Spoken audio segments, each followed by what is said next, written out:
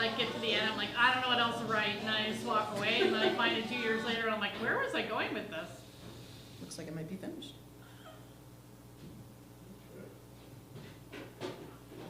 Good to go, Jen. All right. Look at this, I stole the privilege of introducing me from Dexter tonight. Good evening, everybody. Welcome to Right On Right Now on a cold and blustery December night. It is 2 days before Christmas, if you're in my family and celebrate Christmas on the 21st. Welcome. This is an open mic that's dedicated to the notion that creativity is the lifeblood that connects us and that allows us to speak to each other, that lets us communicate in ways that we never thought possible sometimes, and that brings us together on a night like this. Thank you so much for coming tonight. I know that it's chilly out there. I'm going to start off tonight by reading something that I wrote on January 1st, 2023. At this point, I was 3 or 4 days into something magical. I've suffered from chronic depression most of my life, and I was finally able to secure a new psychiatrist. They're like some rare animal on the savannah that you're like hunting for, and you're hoping that you're going to find one and see one, and there's just not a lot around. And when they come around, you find out that they've got like lots of other patients besides you, and they don't want to spend that much time talking to you.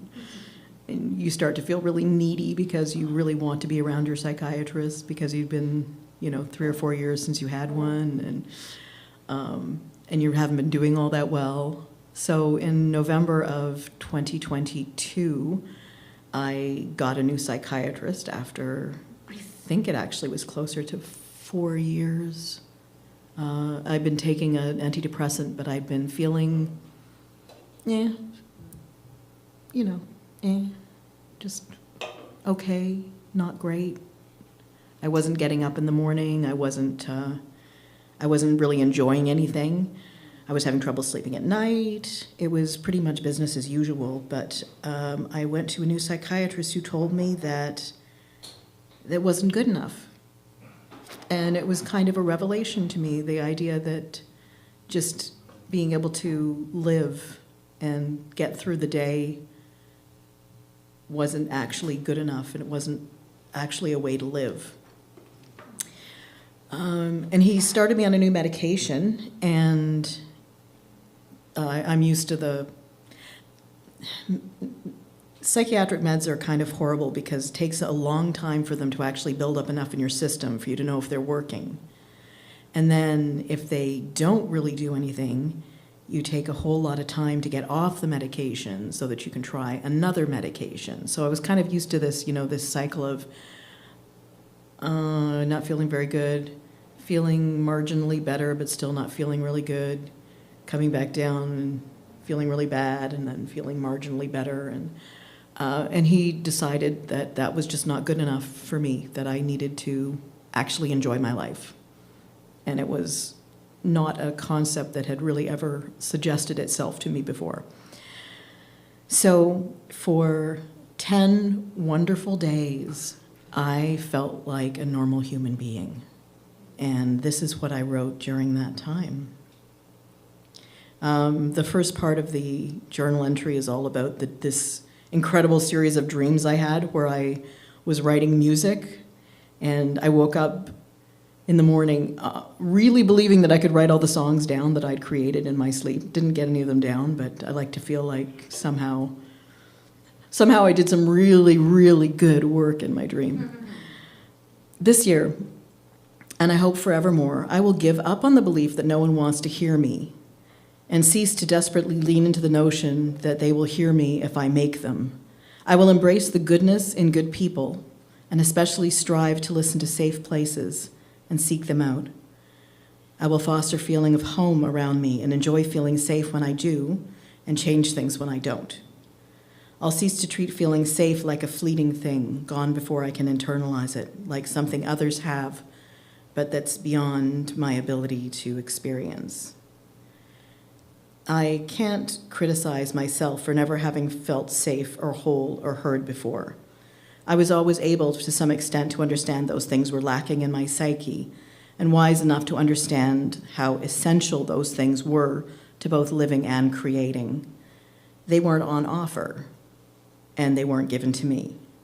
Some people, hell, even maybe most people, don't have to live with only secondhand knowledge of being combobulated as opposed to being discombobulated. We don't even have a word combobulated because it's just so normal to be combobulated that we only talk about it when it's a weird state that's altered from that. But I know I'm far from alone in my long experience of dissociation and anxiety, in the depression that came out of them, and in the hope that may be a feathered thing but won't shut up, but also that remains tantalizingly and apparently eternally just a dream. In the next year and forever, I will continue to honor and recognize the underdog, the left behind, the fell through the cracks, those that need and have and continue to reach out, and those who need and have stopped. Those who are associated and combobulated with healthy ego expression and attachments, they may need my words too, but they may never need them the way that I did. They may never need them to form a bond with the world just to reinforce it. They may never need to create a connection with themselves because they know what it was to have one. Those who have lived with abuse or neglect, trauma or chaos, may not have a self to return to, even if they have a home they can see and touch. They may, like me, be reminded every moment of every day that they aren't quite there, even if they can be seen and felt by others. They may know the pain of time, not in the way of the grounded who worry about how short the days are, but through the eyes of one who has more hours to get through than they have any use for. For those, dreams are not just an escape or a salve. They can be the only home we know. This year, I'll share my gifts more without the belief ingrained from when I was young that to be creative is to make other people feel jealous or sad about themselves. My gifts are your gifts, and they have meant only a fraction of what they deserve to when I hoard them. This year, I'll strive to be the artist that I was born to be, taking praise when it comes, taking flattery lightly, and taking silence as a sign I may be in the wrong place, or that I may just myself need to be a little louder to encourage others to do the same. I will embrace the associated self that is present only when the dissociation goes away, the absence of discombobulation, the way that I only truly encountered my non-anxious self when my anxiety began to recede. Those who live with pain and have never known any other way to live can be surprised by all the things that others might consider norms: restorative sleep, entitlement, boundaries. I have had to learn all these things and more as if I was coming from a country where they didn't exist, like learning a new language and customs of a place I'd only viewed from afar. And maybe in that journey down a road I didn't believe I could set foot on, much less travel, I shall continue to meet people who are traveling it too, and who can tie a string to my ankle if I float away, or dig me out if I sink into the earth again. Maybe I'll be able to do the same for them, because we are all stronger when we are seen, and we are all deserving. So that's what I wrote on that was my, I guess that's kind of my New Year's Eve, my New Year's resolution all rolled up into a journal entry. Thank you for listening. I love the word compilation. Because we always talk about, you're right. Right? Yes, but never things are good. Well, it's like in the earlier part of the journal that I didn't read too, we talked about how I've spent so much of my life dissociated. And it's the same kind of thing. There's no word "sociated." Because it's just so normal to feel like, what is it, grounded, integrated, normal? Like, we don't have words for it because most people don't need the words for it. It's present when it's weird and when it's off-putting and when it's scary, but it's not present any other time. Language is wonderful, and the English language is a beast, an absolute beast. I'm going to bring up our next reader, or performer. I have no idea what she's doing tonight because I never have any idea what she's doing. Please join me in welcoming Shelley. Do you want to sit or stand? I'll sit. That's Cool. fine. It's kind of nice. Yes, it's my height too. My height too. And if anybody needs to sign up still, we have the sign-in sheet over there. Yeah, I was working on her, but so far she hasn't moved. Good evening. So we were talking about this just off to the side about our creative writing process. And because I have ADHD, my brain has to automatically file everything that I think into an essay, which means that I have been an A1 essay writer my whole life. I go home, I write 1,000 words, boom, it's done, I hand it in, I get an A+. Always been like that. Annoying, except for when I come up here and tell my stories, I have to write them out. Well, tonight I have a story I didn't have to write out. It actually fell into place, just like the perfect A+ essay. So I present The Ear Guy. So, as many of you know, I walk this neighborhood with my dog Tuna. We quite often do the Augusta, James Street, Yonge Street route. We see a lot of cool dogs, a lot of dogs that Tuna totally disapproves of, and a lot of drunk people. We see a lot of drunk people. So about 3 weeks ago, Tuna and I were out walking, and we see a man sort of doing the old weave, and we're like, oh God, he's on his way to the Cat and Fiddle, but he hasn't made it yet, and we're gonna have to talk to him, and oh my God. And so anyways, he stops us. You have the world's most beautiful beagle, and he fusses over Tuna, and Tuna loves it because she loves men, and I am yet chopped liver to her. I am a throwaway. So he feels her ear, and he says to me, and I'm like, oh, let's just get out of here. You know, I bet my ear is as soft as the dog's ear, and wanted me to feel his ear. For 5 minutes, we argued back and forth about whether I was going to feel his ear. Apparently, he has a 77 Trans Am, and that's going to talk me into feeling his ear. Absolutely not. I'm an urbanist. I couldn't care less if you have a 77 Trans Am. But finally, I could see the light that he was not going to leave. He was not going to stagger his way onto the Cat and Fiddle until I felt his ear. And I was like, fine, God forgive me. I'm going to feel his ear. Hopefully, he's made sure there's no hair on it. So I felt his ear. And then I felt Tuna's ear. And I said, I'm sorry, sir. I said, your ear is not as soft as Tuna's. And then I took off down the road with Tuna. So, thinking that was the end of the story, I told many of my friends about Ear Guy. And they thought that was hilarious. Why'd you ever touch his ear? Gross. Ew. What'd you do that for? I'm like, because I couldn't get out of it, okay? And you know me, I take risks. So, 3 weeks later, I'm down at Handsome Dave's, which if anyone who lives in the neighborhood, they know where Handsome Dave is, and they know that Handsome Dave is handsome. So I'm in there, I'm meeting someone to give him some magic items that my late partner owned, and his name was Mike the Magician. Mike the Magician's a nice guy. We had lots of chats about magic and doing magic and what my partner liked to do and what he liked to do, and they were very similar, and it was really fun to talk to him, and we were having quite a chat, and all of a sudden, to my left, hey, I know you. And I look at him and I think, yeah, you look familiar. He's like, yeah, we met on Augusta Street. And I'm like, Augusta Street, what happened on Augusta Street? There's been a lot of drunk people. And he's like, yeah, you felt my ear. And I turned to him and I said, oh my God, your ear guy. And Mike the Magician starts laughing. The bartender, Mar, drops to the floor because she's trying not to laugh. And here we are. He's like, oh no, my name's not Ear Guy, it's Glenn. And so anyways, for the next 10 minutes, Glenn tried to convince me that his ear was indeed as soft as Tuna's. And I was like, no, sir, I'm sorry, but a beagle always has a softer ear. And then he asked me to marry him, which then I declined him. And then I got the hell out of here and came over here and did something more fun than talking to Ear Guy. So that's the story of Ear Guy. And see how well that fell into place, like the perfect essay. We had like the Ear Guy introduction and the Ear Guy, and ending. It worked out perfect. I didn't even have to write it down. I memorized it. I've told the story like 5 times a day, and they were like, my God, why don't you write that down? I'm like, I don't need to write it down. I'll never forget your guy.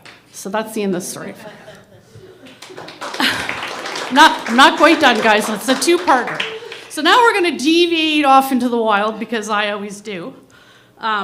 And I'm going to tell you, I don't write poems. I'm terrible at poems. I write like horrible Marilyn Monroe, stark white with red roses poems. I'm terrible at poems. But I am going to share someone who wrote poems that I remember as a kid. I feel like the 70s were like the great time of poetry and in schools, because I don't hear about people talking about this anymore. So just let me fire up my phone since it wants to go to sleep. So this poet, oh, of course it's disappeared, so let's go find it. This poet is Shel Silverstein. And when I first discovered Shel, I found out about him in school. We love Shel Silverstein poems. And then I found out that he used to write smutty cartoons in the Penthouse Playhouse. And then I'm told that this very book that I'm holding up now, apparently, and I would like to read it verbatim if it will ever let me get there.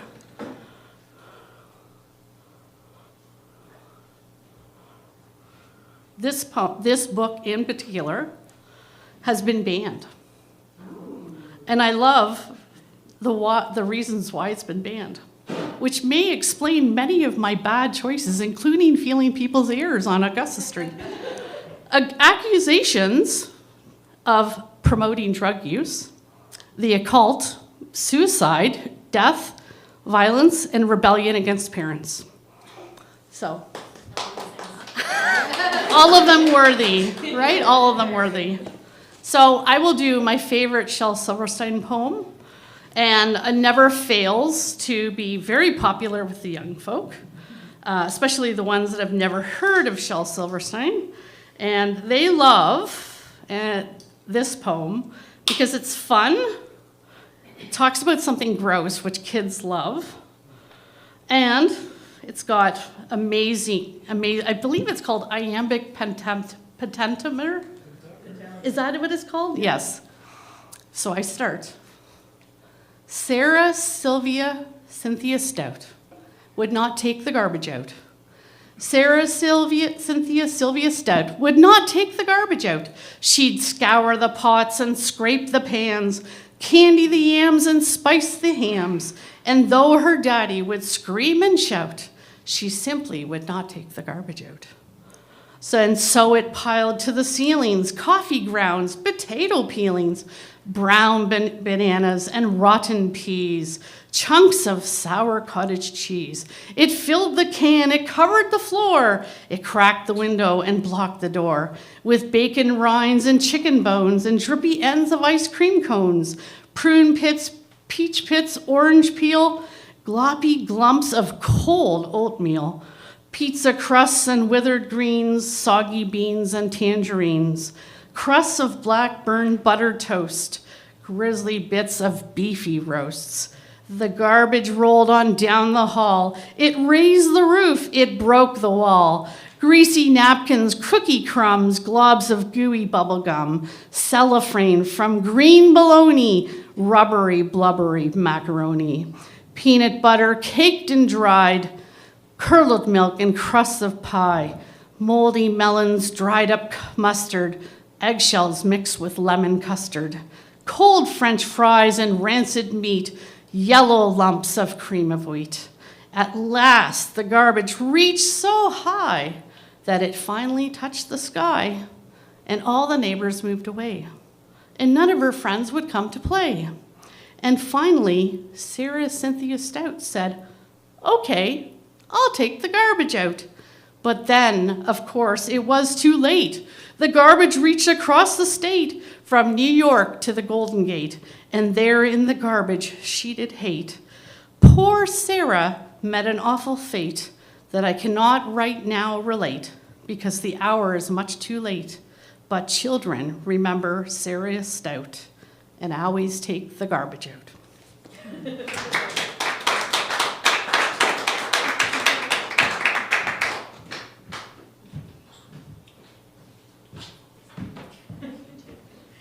I actually saw on Instagram this week there was a library that was where all the librarians had taken photographs of themselves holding up banned books as if they were fishing trophies.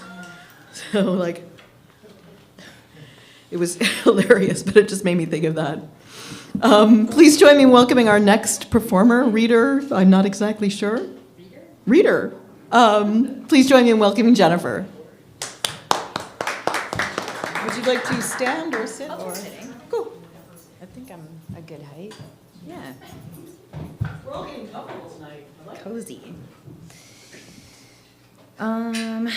Okay, I have a few pieces that I'm gonna share, mostly about death.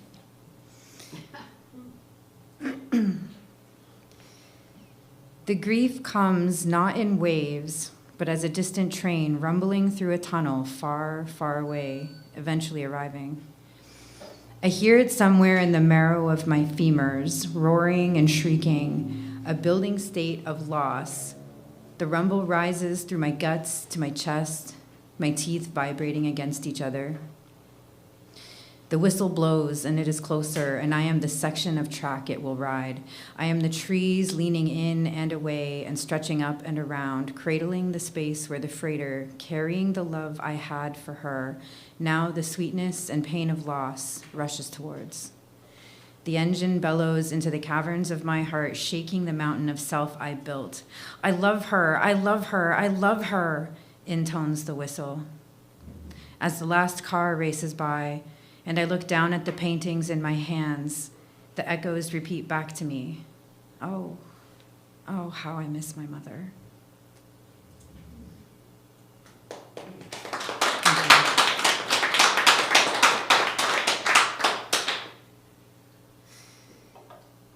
My mind wanders through its day, the cognitive landscape created by every passing thought.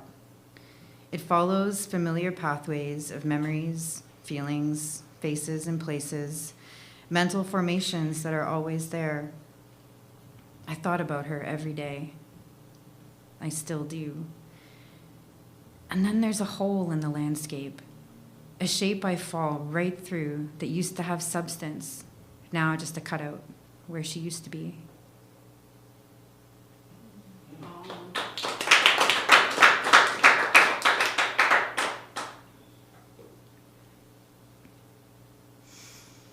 This one's not about death.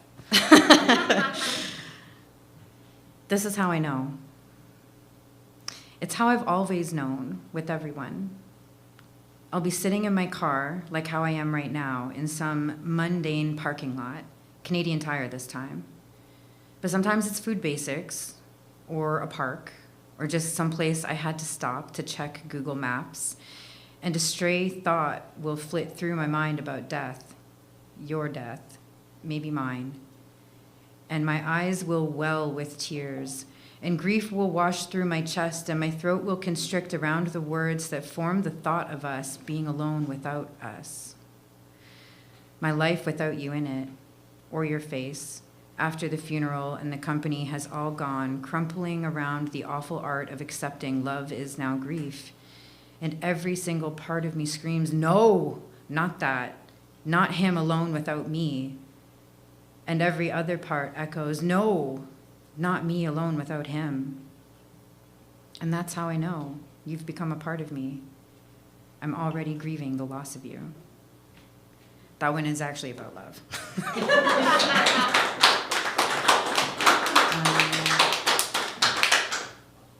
Do I have another? Do I have time to maybe read another? Yeah. Let's see.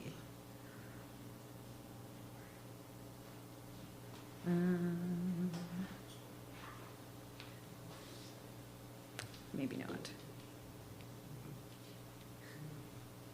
Nope. That's all that's on my phone. Thank you.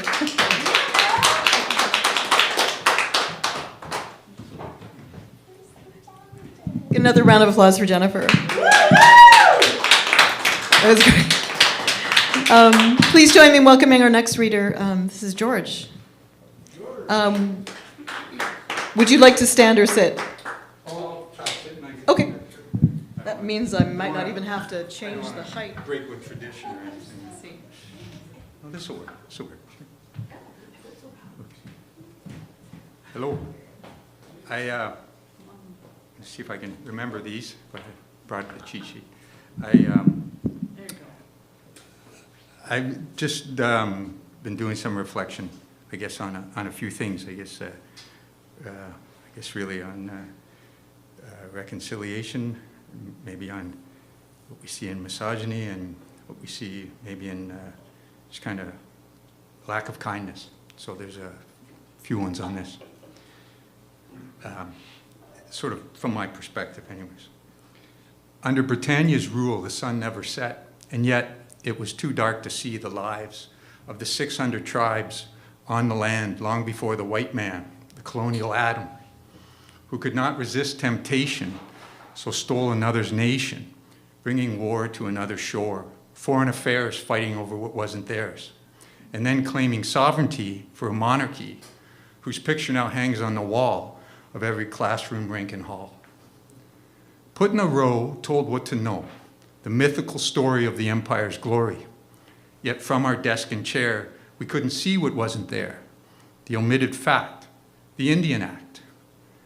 Told they were on a scholarship, an all-expense-paid trip to an ivy-covered college, seeking knowledge. But they were ripped from their home, shown hate they'd never known, robbed of their land, forced to cite the Lord's command, and to replace the sky women falling to earth with the misogynist story of the sin of birth. But the original sin is when we came in, and the story history will tell is how we abused the turtle's shell. So as the truth appears in our rearview mirrors, we cannot shield our eyes with little white lies, and we must face the realization that we are not an innocent nation.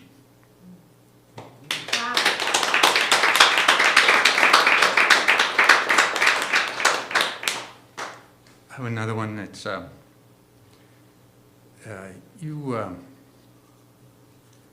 you say it's not you and I claim it's not me, but because of us, there's women's shelters and Me Too movements, a whole generation who's seen no improvement. You say it's not you and I claim it's not me, but because of us, they're not safe at home and they can't walk at night alone. You say it's not you and I claim it's not me, but because of us, there's empty rhetoric and high expectations, yet nothing's changed since the 70s demonstrations. For we still wish to be the alpha male in the fairy tale, the heroic man taking the righteous stand, stoic and silent. But in reality, we are much more violent. But if it was happening to a man, we'd probably have an actual plan. So maybe something would be done if we thought it could happen to our son.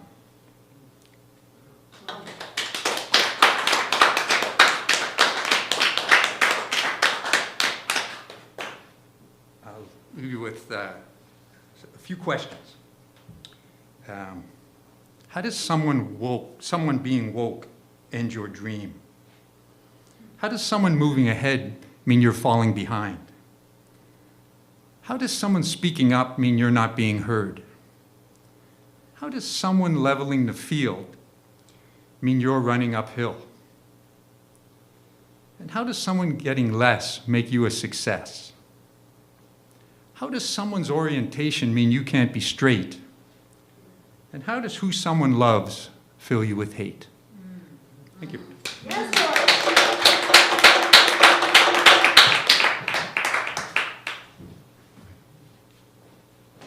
Another round of applause for George. I have it on good authority that that was your second time up on a stage doing this. Keep coming. Please keep coming. Please join me in welcoming our next reader. This is James.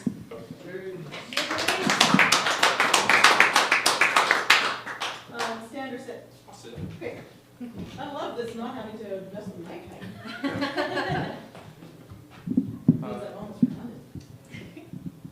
I've heard about this place a couple times, but I met Jen last night at another writing event, and I wrote something. We had a writing prompt, and I said, I'll just read this tonight. And we rolled some dice. It was a writing prompt where we yeah, we just rolled some dice. There's 3, and there was a picture of like the scales of justice, and a clock, like time. And what was the last one? Bridge. The bridge. Okay. We need to become more balanced. We must bridge the gap not only between each other, but also between our own selves, our own mind, our own parts.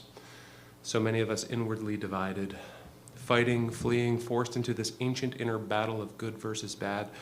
But is it true? What if another frame could be chosen or story could be told? Balance could be found. Buddha knew it well before our time. Inner harmony is a practice, and love is a learnable skill, not just a fuzzy feeling, but a human faculty forged through family, friendship, and formidable sufferings and life experience. We can learn to quell our inner quarrels and cease the senseless conquering. Our minds must be decolonized. Capitalism has affected us to the core, creating a medium in which we humans interact. It was not always like that. It was not always like that. We have choices, and change is inevitable. We can fumble the ball or find our way towards freedom and run the ball upfield. We may one day touch down on the hallowed ground of hallelujah, we've done it. Hallelujah, we've healed our planet, learned to hold hands and create harmony instead of hellscape. We are here to help in this transition. Boundless, unconditioned cosmic love is not a superstition. Our souls may have been sent here with a vision on a mission to petition the people into the possibility of mass population awakening, whether this be the Great Awakening or as some believe, the Great Forsakening, only time will tell. Nay, not only time, but also our temperament, what we give attention to, and the stories that we tell.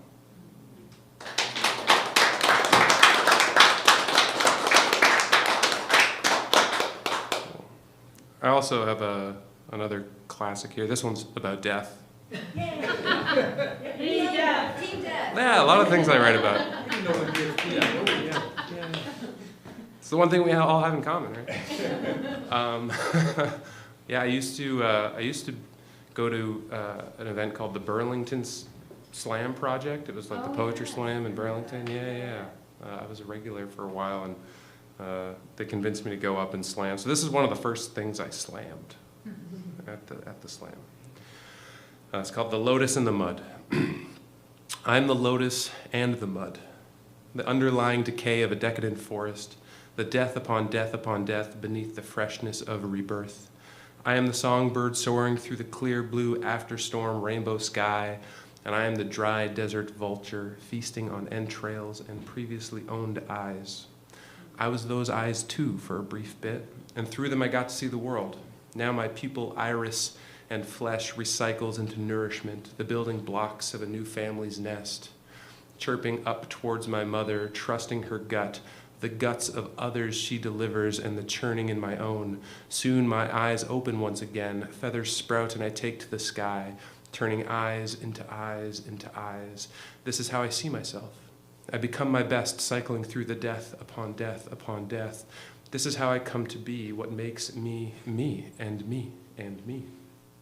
Again and again in an endless loop, food digested through and turned into fertilizer. Every leaf, every flower, every berry, every towering beast of a tree can only be from the death upon death beneath my canopy. Dirt, the origin of life, a slow-moving sea of the dead and dying. All this beauty could not be, and all these eyes could not see, if this endless sea of sacrifice did not first satisfy the needs of all the living. Lived life upon lived life upon lived life, allowing life to live and thrive and be all that I choose to become, all that is now alive. I am that. I am. I am the lion and I am the gazelle. I am the sloth and the snake, the cat and the mouse, the human and the human. Ah, the human. The creators of the ideas, good and evil, right and wrong, beautiful and ugly. To me, there is no such thing. All parts of me are parts of me. All parts of me are welcome. All parts of me I see equally. The lotus and the mud. One does not exist without the other. Like air and those who breathe, like water and the life that dwells within it, like a sea of death and a towering forest of life, Like resistance teaches surrender, or how doubt is the teacher of faith. This I that I am exists in every face, every time, every breath, every place. I don't prefer the darkness to the light, or left from right, or black from white, or death to life. I am that I am that I am. One wholeness, one being, one life.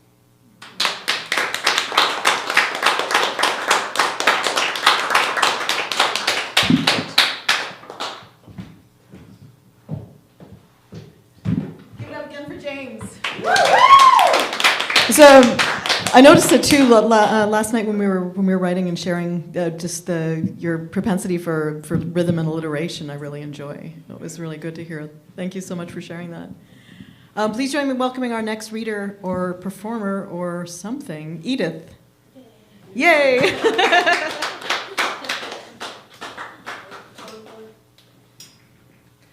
Do you want to sit like everybody, or do you want to stand, or what do you? You're totally up to you. Stand. Yeah, thank you. Thank you so much. Thank you. Hello. For those that love death themes, I organize the Day of the Death. I'm Mexican, and this coming year, I will have it. So, I don't know. I will let you know. Or, yeah, my name is Edith. Yes. My mom is very Catholic, and my dad is not. He's more like agnostic. So when I grew up, they have these discussions around who had the truth. Like, God exists. And my dad was like, no, that's not. It doesn't. My mom, yes, no, yeah. So I grew up with this, like, who is winning? But my mom insists in me to become Catholic. So she took me through the process of becoming a Catholic. Like, I got baptized, thank you. And then you have to do the communion, that you have to go to a class for 10 weeks or something, and then you graduate in the church, and then you take the communion, like a bread, like a cookie, tasteless cookie. So, she tortured me doing that, and I didn't like it. I was like, okay, this is so boring. Because obviously in the class, I will question everything they said. Like, that doesn't make any sense.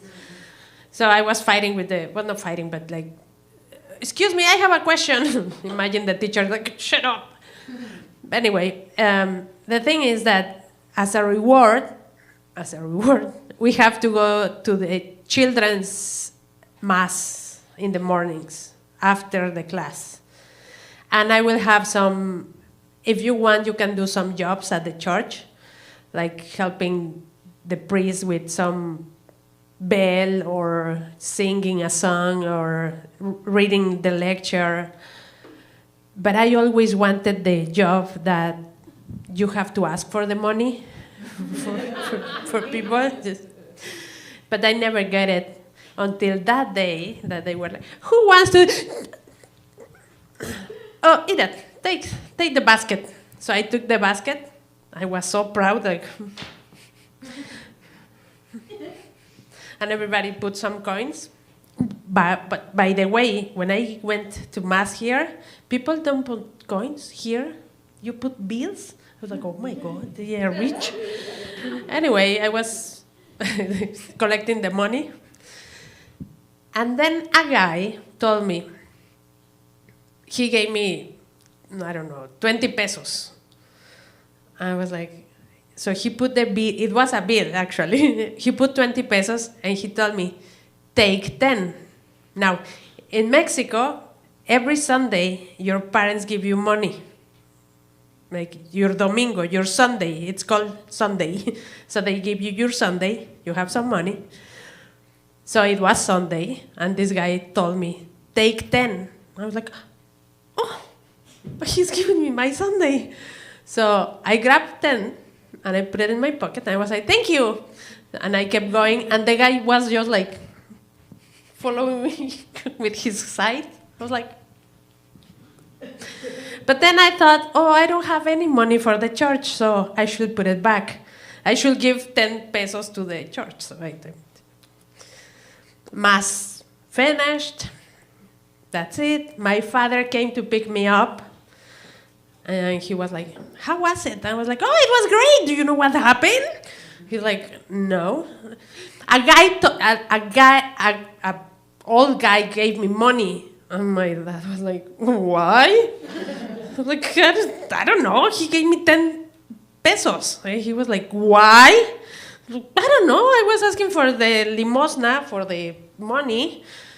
And he said, take 10. So I took 10. And my dad was like, it wasn't for you. It was take 10 for the church and give me 10. Oh.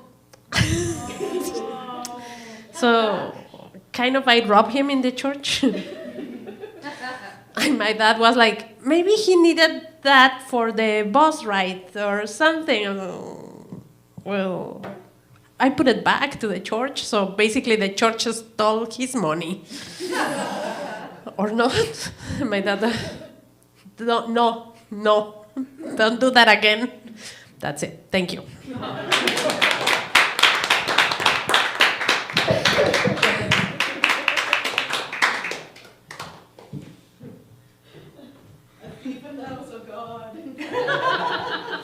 I remember doing that whole communion class too. I got all the way through it, and I was the one who was always the answering. Like I was always the one who was like, it doesn't make sense. It doesn't make sense. And yeah, I didn't end up getting confirmed because I was no. And I've always said that that it was because Sunday morning. Yeah, I've always said it was because Sunday morning cartoons were so good, and I just always trying to find a way to stay home from church. So eventually I stayed home, and my family went to church without me, and that was quite okay with me. My grandfather's a minister, so it was a little bit harder to get out of it than I think for some people, but that was great. Can we have another round of applause for Edith? Thank you so much. We have one more reader tonight, unless Jake is going to come up, but I don't know, is Jake going to come up? Not tonight. So please join me in welcoming our final reader for the day. This is Dexter. This is Dexter.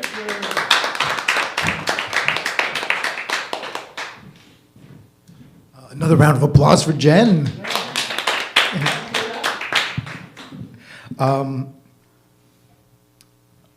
Shel Silverstein. Oh, yes. He was a major influence when I was a kid. I loved Where the Sidewalk Ends. And he was one of my inspirations to become a writer. And I would write secretly. That was my secret thing. Like I was this kind of social, loudmouth butterfly kind of guy in high school. But I'd go home and I'd always like write stuff, but never cared about sharing it with anyone. It was just for me, a private thing for me. And as social media grew, it did exactly what it was designed to do. It robbed me of my attention, and I wrote less, read less, and now my books that I have on my shelves, they're like almost trophies. I read that. I used to read paper. I would read paper, and it was in a book. And a lot of times throughout my life, I was depressed as well. I suffered from childhood trauma, and it's part of the generation and stuff. And a lot of my writings I would just throw away, my notebooks, and I went through this ritual with my wife before we were married. She said, you should burn all your books because they carry a lot of negative. I've read of a lot of your stuff. It's very dark and deep. And I go, yeah, but I guess it was just an outlet for me. And a lot of things I just decided to tear out of the books and keep and not burn. Like really quickly, okay, we'll toss this one, but not this piece, not this. And then I found this, that happened like maybe a few years ago. So I found this, and I wanted to read just a bunch of things. And I stopped really writing maybe about 5 years ago. So I'll read about 3 or 4. Where was the front? Okay, I think it was this one. Where's my... Oh, I'll start with this. May 5th, 2020. The noisy quiet of the laundromat, whirring, washing, beeping, watching screens to clean our minds, bills to coins, folding future plans, couples nagging amongst themselves, carts rolling, empty, filled, music to my ears. As soothing as a river to a forest deer. No difference here. Even in indifference, still, the silence seems to overwhelm the sense of being natural. That was in a laundromat.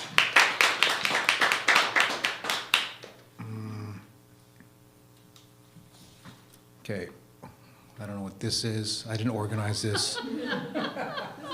I don't think I've read this since I wrote it.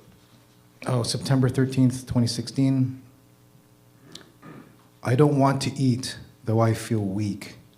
Not much sleep, as of late. I don't really know what to say. It was bad, yelling like that. I thought I knew her. I thought I knew hurt. Love made me laugh. Now love makes me cry.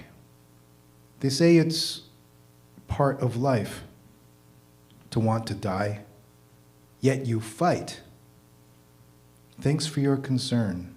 I'm all right. I loved her more than I could stand, loved her more than she could comprehend. I'd rather my heart break than my spirit. The end.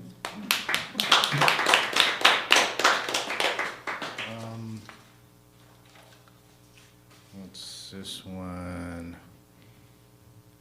I don't know what this is. November 28th, 2016. He stands with hands in his jacket pockets, each holding softly the air of possibility. She's late. The pub behind him is new. The intoxication of love is not, though the taste of tears still lingers in his mind. It rained earlier that day, making his evening wait damp, gray, and cool, like his patience. No expectations, for he knows expectations would clench his hands in some way. And with every woman who walks by and every passing bus and bike, he imagines liking this woman he's never met. Black jacket, she said in text, with a twisty hairdo. He thinks the worst of being stood up and smiles at, there she is. He lights up as if she were the sun. They greet with a hug and into the pub they go, in the ritual of drinking to the great unknown.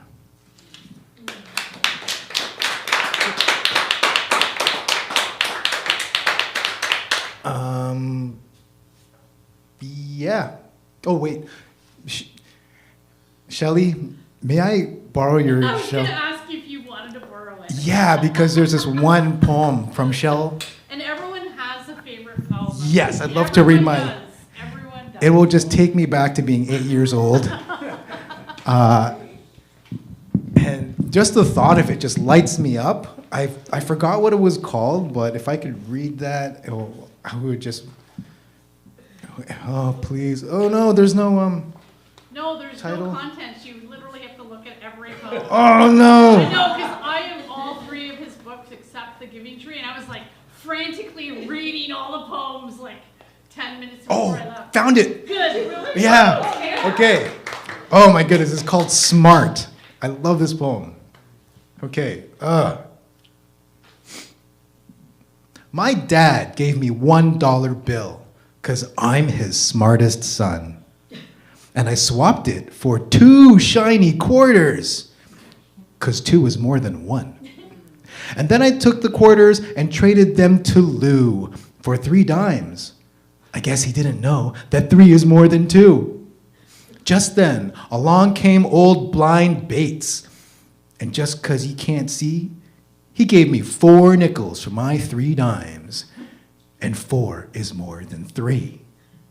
And I took the nickels to Hiram Coombs down the seed feed store, and the fool gave me 5 pennies for them. And 5 is more than 4. And then I went and showed my dad, and he got red in the cheeks, and closed his eyes and shook his head, too proud of me to speak.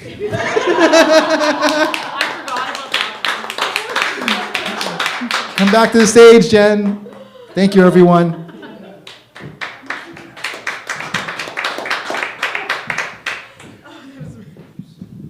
I remember that one. Oh my God, oh my God.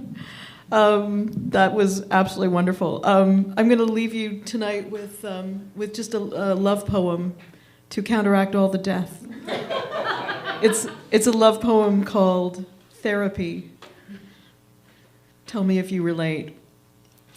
Loving you is just like being in therapy. I'm with you for an hour, and then you want me to leave. I pay more for it than I can afford. I'm still unsatisfied when you show me the door. Thank you. Thank you all, amazing, amazing folk. Please stick around and have a drink. This is it for tonight. I'm glad we got this many people out on a cold night like this. Everybody have an amazing, amazing holiday season, whatever you happen to do. And I'll see you in the new year. Yay. Thank you.